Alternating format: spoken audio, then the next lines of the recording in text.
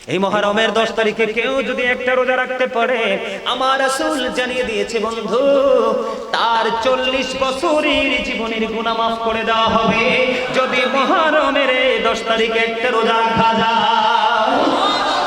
গুরুত্ব দেওয়ার দরকার আছে না নাই? আরো জোরে বলেন। এটার মর্যাদা তো বেশি। যদি আপনার এলাকায় কোনো গরিব মানুষ আছে, এই অসহায় মানুষ আছে, এতিম অনাথ আছে না নাই?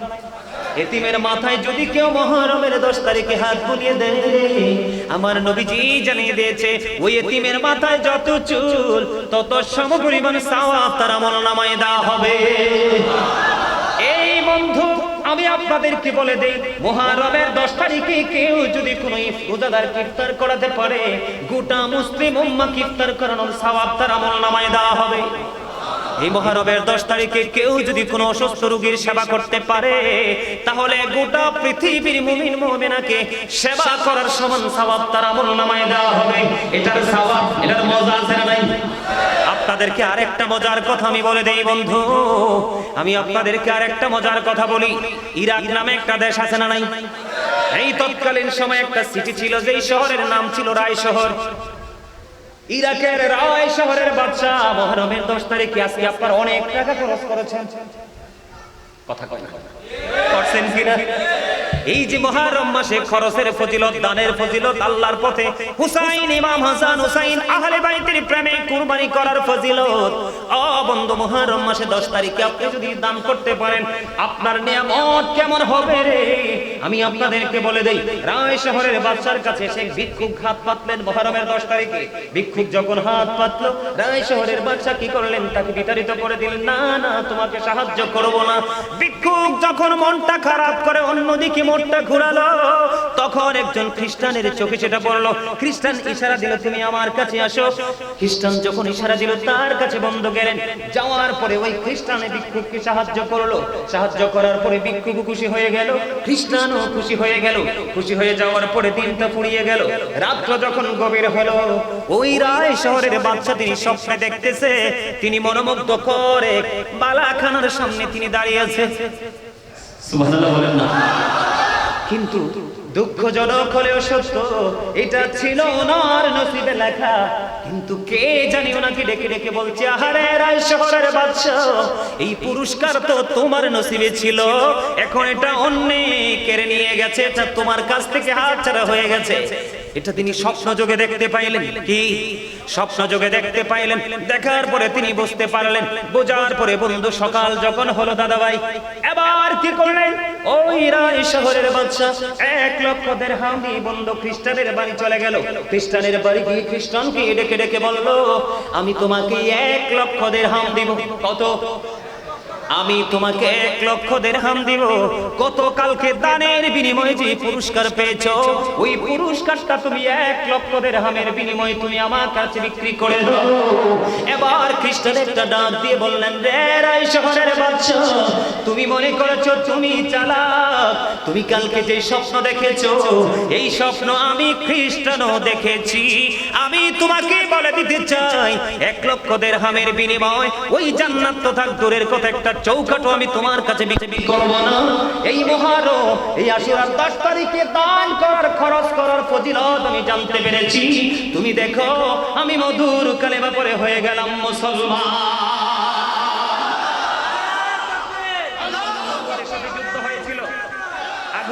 ইব্রাহিম খলিলুল্লাহ তিনি ফুল বাগান পেয়েছিলেন, জান্নাত পেয়েছিলেন। এই জান্নাত পাওয়ার দিনটা ছিল এই দিন। সুবহানাল্লাহ বলেন আরো জোরে। মুসা কালিমুল্লাহ আল্লাহর সাথে কথা বলেছিলেন। 1,24,000 নবী রাসূলের মধ্যে 8 জন নবীকে আল্লাহ স্বর্গীয় উপাধি দিয়েছেন, এর মধ্যে একজন মুসা কালিমুল্লাহ। মুসা কালিমুল্লাহকে আল্লাহ রাব্বুল আলামিন নীল নদের উপর দিয়ে রাস্তা তৈরি করে ফেরাউনের খপ্পর থেকে বাঁচিয়েছিলেন, আর ফেরাউন তার দলকে লোহিত সাগরে ডুবিয়ে মেরেছিলেন। সেই মাসটা ছিল এই মাস। আরো জোরে কোন মজা লাগে না? ইউনূস আলাইহিস সালাম মাছের পেটে ছিলেন, মাছের পেট থেকে যেই দিন উদ্ধার হয়েছিলেন, সেই মাসটা ছিল, সেই দিনটা ছিল এই মাসে। সুবহানাল্লাহ বলেন। মুহররমের 10 তারিখ, ঠিক কিনা বলেন? আমার নামে একজন নবী ছিল, হযরত সুলাইমান আলাইহিস সালাম। তিনি সব কিছুর হাজিরা রাখতেন। বাতাসও তার কথা শুনতো। ওনার যে গাড়ি ছিল, এটা তেল, মোবিল, ড্রাইভার কিছু লাগতো না। বাতাসকে অর্ডার দিলে অটো এটাকে নিয়ে চলতো। হযরত সুলাইমান আলাইহিস সালামকে আল্লাহ রাব্বুল আলামিন তাকে বাদশাহী রাজত্ব দিয়েছিলেন এইটাই মাসে। আর যারা বলেন না সুবহানাল্লাহ। হযরত ইয়াকুব আলাইহিস সালামের সন্তান হযরত ইউসুফ আলাইহিস সালাম এত সুন্দর নবী ছিল, যার চেহারার দিকে তাকায়া থাকতে থাকতে জুলেখা হাত কেটে ফেলছে, খবর নাই। ওই হারানো সন্তান ইউসুফ আলাইহিস সালামকে ফিরে পেয়েছিল হযরত ইয়াকুব আলাইহিস সালাম। সেই দিনটা ছিল এই দিন, এই মাস। তাহলে নিয়ামত না বন্ধু, তোমরা জানো না? কারণ পৃথিবীর মানুষগুলো দিন দিন পাথর হয়ে যাচ্ছে, শক্ত হয়ে যাচ্ছে। Islam is not only a religion but also complete code of life. আমাদের পরিপূর্ণ পূর্ণাঙ্গ জীবন ব্যবস্থা রয়েছে ইসলামে। ইসলামের নির্যাস হলো নবী এবং নবীর আহলে বাইত। দাদা ঠিক নেই? নবী ছাড়া নবীর আহলে বাইত ছাড়া কি প্রাণ খুঁজে পাবেন আপনি? আরো জোরে বলেন পাবেন, আরো জোরে। তাদের স্মৃতিচারণ করার সময় এই মাস,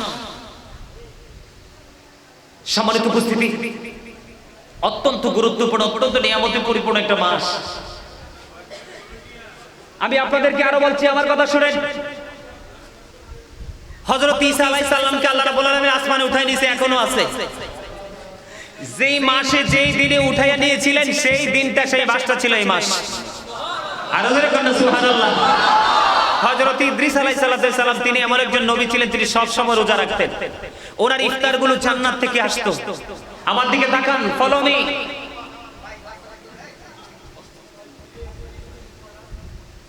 আমার দিকে তাকান, আপনারা দয়া করে, আমি বলছি আপনাদেরকে, আমি আপনাদেরকে বিরক্ত করব না। আমার নবীজির নির্দেশ আছে, বিরক্ত করে মুসল্লিকে ওয়াজ করা যাবে না। আমি আপনাদেরকে বিরক্ত করব না। আপনারা এখন যদি বলেন হুজুর আমরা আলোচনা শুনবো না, আমি এখনই জাস্ট সাইলেন্ট হয়ে যাব। শুনবেন? শুনলে আপনাদের কাছে আমার অনুরোধ, কথা বলবেন না।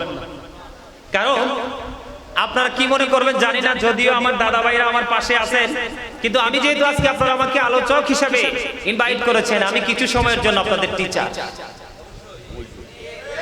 প্রফেশনালি এটা একটা টিচিং প্রফেশন।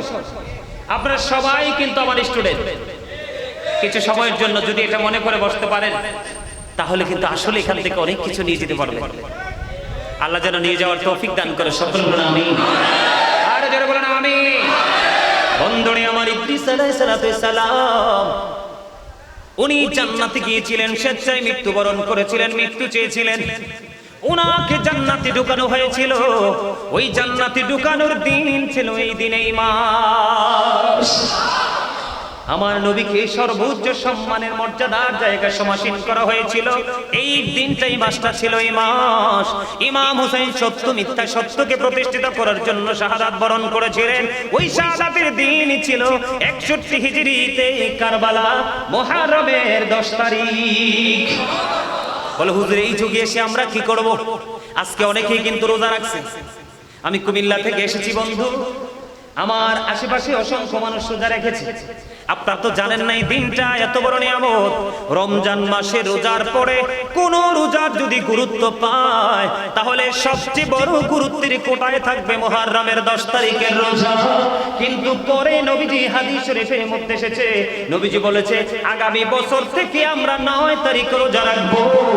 কারণ ইহুদিরা 10 তারিখ রোজা রেখেছে, আমরা ইহুদিদের মতো করব না, আমরা তাদের ব্যতিক্রম করব।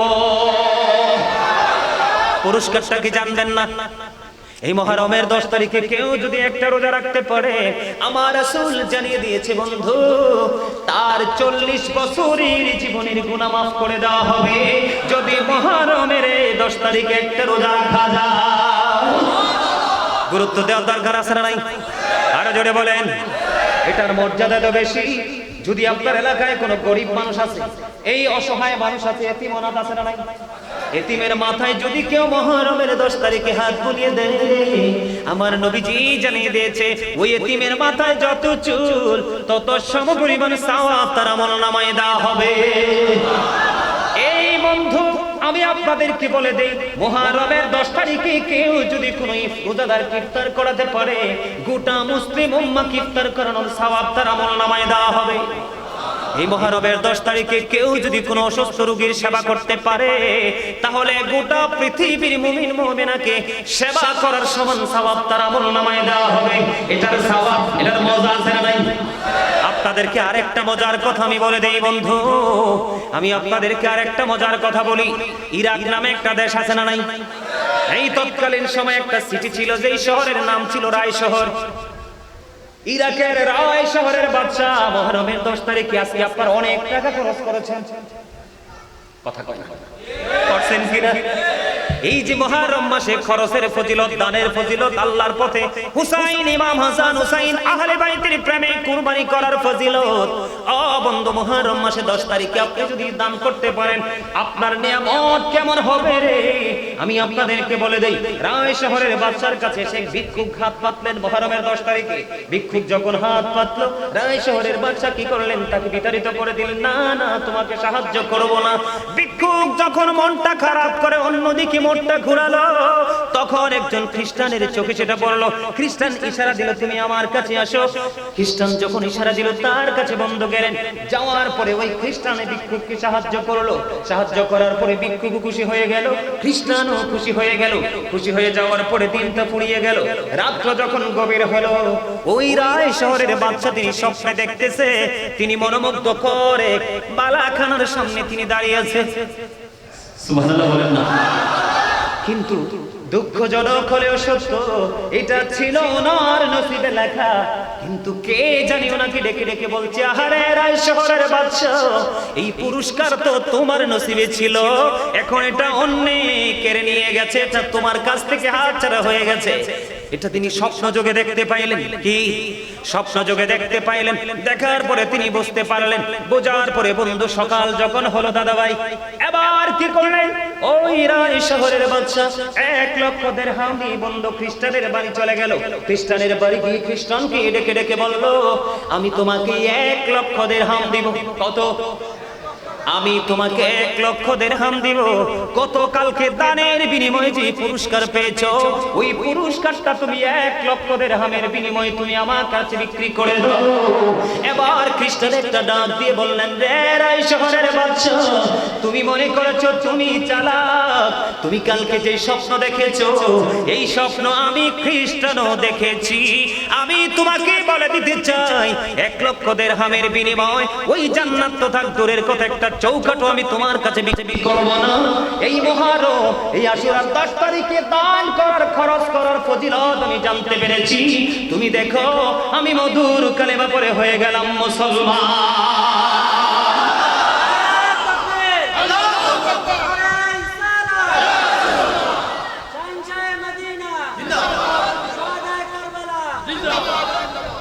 আরো আগে স্লোগান দেওয়া দরকার ছিল, তোমরা তো ঘুমাই রয়েছে। যদি চা খাইতে তাহলে ভাবতাম যে চা আছে হাতে, চায়ের নেশায় ভুলে আছে। ঠিক কিনা বলেন? আরো জোরে, আমার কথা কি ভালো লাগছে? আরো জোরে বলেন, আরে আরো জোরে বলেন। মজার খবর না? কি মনে করলেন আপনারা? এই আশুরার ফজিলত দেখে একজন বিধর্মী হয়ে গেল মুসলমান। এই জন্য আমি সব সময় বুকে হাত দিয়ে বলি, I am very successful person, কারণ আমি আখির নবীর উম্মত হয়েছি। এর চেয়ে বড় মজার কিছুই হতে পারে পারে? সবসে আওলা হামারা নবী, সবসে বালা ওয়ালা। ভাল লাগে? মজা না? আরে কি মজা! স্টুডেন্ট লাইফে কত গাইছি সঙ্গী, ঠিক কিনা বলাই? মজার জিনিস তো রাসূল। আরো মজার জিনিস আল্লাহ বানিয়ে পাঠাইছে রাসূলের। আহলে ভাই, মজা কি কেউ হাতছাড়া করতে চায়? আরো জোরে বলেন, চাই। আরো জোরে, আমরা চাই। একটু কষ্ট করতে পারবো না? আজকের একটা রাত্র, কিছু সময়, সারা রাত্রও না। কি বলেন দাদা ভাই? এই যে যুবক ভাইরা, তোমাদের তুলনায় ওনার বয়সটা দেখছেন অনেক না? তোমরা, আমরা ওই পর্যন্ত যেতেও পারবো না, কারণ আমরা 4-5 নষ্ট। এই নষ্ট পরিবেশে থেকে থেকে আমরা হয়ে গেছি একবারে সর্বোচ্চ সীমারেখার দুষ্ট। কথা কয় না? আমরা আসলে দুষ্ট মানুষ না? আমরা কি মিষ্টি মানুষ না? যদি মিষ্টি মানুষ হতাম, আজকে হারুন ভাই আবার আম কিনে দিতে, খাইতে যাইয়া দেখে আমার বাচ্চারা পোকা। আম কামড় দিয়ে আমি খাইলাম 100% ধোঁকা। বুঝেন নাই? ওমা আমি যে একটা প্রভাত লিখেছি, ছোট্ট একটা প্রভাত, কি লাভ হবে আমি অন্যজন কি দোষে, সব পেয়েছি আমি আমার আপন কর্ম দোষে। আমি কাকে দোষ দেব? সূরা ইউনূসের 44 নম্বর আয়াতে বলেছে, ইন্নাল্লাহ লা ইয়াজলিমুন নাসা শাইয়্যা ওয়ালাকিন্নান নাসা আনফুসাহুম ইয়াজলিমুন। আল্লাহ আল্লাহর দাসের উপর, বান্দার উপর জুলুম করে না, বান্দা নিজেই নিজের উপর জুলুম অত্যাচার করে। আজকে আমরা সেই কাতারে চলে গেছি। সেখান থেকে ফিরে আসার জন্য হুসাইনি আদর্শ আমাদের প্রয়োজন আছে না নাই? কারবালায় ফিরে যাওয়ার দরকার আছে না নাই? কারবালাকে ফিরে দেখার সব দরকার আছে না নাই? আছে, ঠিক না ঠিক? দেখেন একজন খ্রিস্টান মুসলমান হয়ে গেল, আর আমরা মুসলমান হয়ে অনেকে এখনো হয়ে আছি পথচারী। এটা কি আমাদের দুর্ভাগ্য না? আমাদের কি বদকিসমত না? আর জোরে বলেন। বন্ধ শহাদায়ে কারবালার ফজিলত নিয়ে 1 ঘন্টা, 1.5 ঘন্টা, 2 ঘন্টায় 3 ঘন্টা আলোচনা শেষ করা যায় না, কারণ এটা বিভিন্ন দিকে হাঁটলে বন্ধু শুধুই তত্ত্ব আর তত্ত্ব খুঁজে পাওয়া যায়। বলতেছিলাম বন্ধু, একটুখানি বোঝানোর জন্য ফজিলতটা বর্ণনা করলাম। আমি আপনাদেরকে আরেকটা বলি, হারুন ভাইয়ের আরেকটা মাহফিল এসেছিলাম মনে 2 বছর আগে।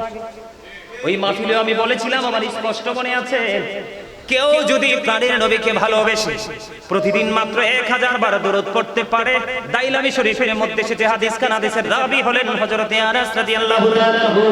আমার নবী বলেছে, প্রতিদিন যদি নবীকে ভালোবেসে দরুদ পড়তে পারো মাত্র 1000 বার, তুমি জান্নাত না দেখা পর্যন্ত তোমার মরণ হবে না।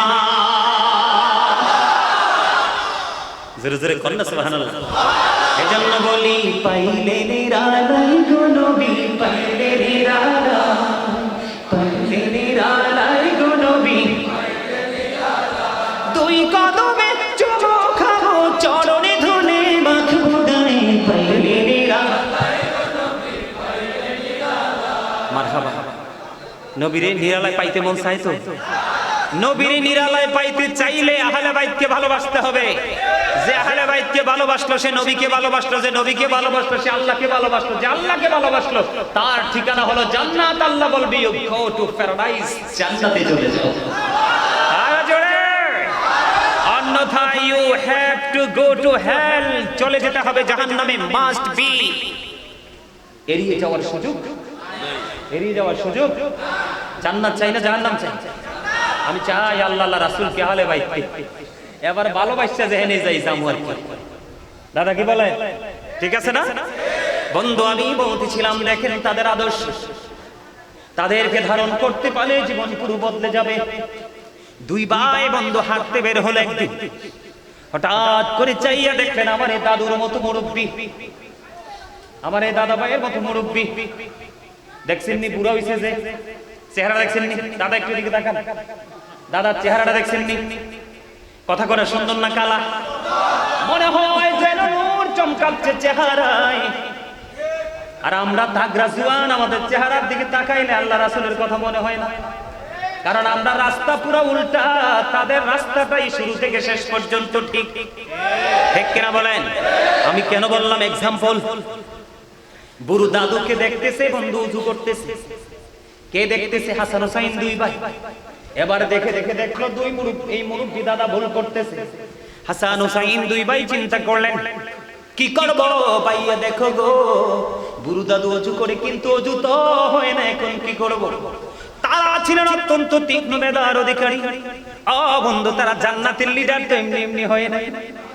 এবার 2 ভাই মিলে চিন্তা করলেন, ভাইয়া চলো আজকে বুড়ো দাদুকে প্রেমের মধ্য দিয়ে কি শিখাবো, ওযু শিখাবো। এবার 2 ভাই মিলে বুড়ো দাদুর কাছে চলে গেলেন, গিয়ে দাদুকে একটা সালাম দিলেন। দাদু সালামের জবাব দিলেন। 2 ভাই মিলে ভালো মন্দ জিজ্ঞেস করলেন, আবার দাদু পাল্টা তাদেরকে ভালো করে জিজ্ঞেস করলেন। করার পরে এবার দাদুকে বলতেছে, দাদু আজকে আপনাকে একটা বিচার করতে হবে। কয় কি গো? কয় এখনই বলবো। কয় আমরা 2 ভাই মিলে ওযু করব, আপনাকে বলতে হবে কার ওযুটা বেশি সুন্দর। আর জোরে কন্যা সুবহানাল্লাহ। আমি আপনাদেরকে চ্যালেঞ্জ করে বলতে পারবো, এখনকার যুবকদের সামনে বন্ধু, প্রাপ্ত বয়স্কদের সামনে মুরব্বিরা যদি ওযু করে ভুল হয় নাকি রাইট হয়, এখনকার যুবকদের বলা কখনোই সম্ভব নয়, কারণ মুখে হুসাইনি আদর্শ, বাস্তব জীবনে কোনো কিছুই নাই। কথা বলেন না কেন? আমাদের দাদা ভাই যারা মুরব্বী হয়ে গেছে তাদেরকে পড়ে গেলে হাত ধরে তোলার দায়িত্ব আমাদের।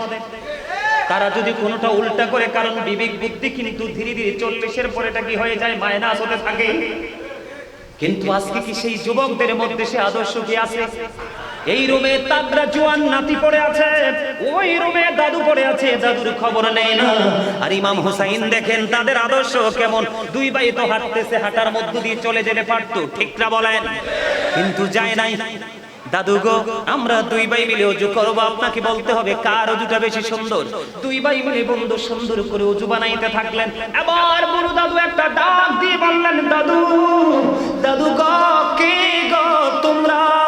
এত সুন্দর তোমাদের ওযু কে রে? তোমাদেরকে এত সুন্দর ওযু শিখিয়ে দিল, এত সুন্দর নুরানি চেহারা তোমাদের, এত মিষ্টি ব্যবহার তোমাদের। এখনকার যুবকেরা এই মুরব্বীদেরকে দেখলে সালাম দেয় না, মুরব্বীরা তো যুবকদেরকে সালাম দিতে বাধ্য। কথা বলেন না কেন? এটা কি হুসাইনি আদর্শ হতে পারে? গত কয়েকদিন আগে আমি এবং আমার ছেলেরা রাস্তা দিয়ে হেঁটে হেঁটে একটা ছোট প্রোগ্রামে যাচ্ছিলাম। তা আমরা কথা বলতেছি, সালামের কথা দাদা আমারও মনে নেই, কিন্তু আমাদের পাশ কাটিয়ে যাচ্ছে এক মুরব্বী, মনে আছে তোমার? এক মুরব্বী পাশ কাটিয়ে যাচ্ছে সাইকেলে করে। মুরব্বী যখন দেখলেন পাঞ্জাবি গায়ে, মাথায় টুপি, মুখে দাড়ি, চিন্তা করলেন এটা নিশ্চয়ই হুজুর। আমি যদি ওনাকে ক্রস করে চলে যাচ্ছিলাম, কিন্তু উনি তো আমাকে ক্রস করেনি, উনি আমাকে সালাম দিয়ে দিয়েছে। জোরে জোরে বলুন সুবহানাল্লাহ। এখানে আমার ওই মুরব্বী চাচা হয়ে গেল বড়, আমি কিন্তু একটু ছোট। কথা কয় না কেন? বুঝে আসেনি আমি কি বুঝাইতে চাই আপনাদেরকে, বুঝেননি? এবার দুই ভাই মিলে যখন ওযু করলো, দাদু বলতে থাকলেন, তার প্রতিক্রিয়া ব্যক্ত করতে শুরু করলেন, কে গো তোমরা?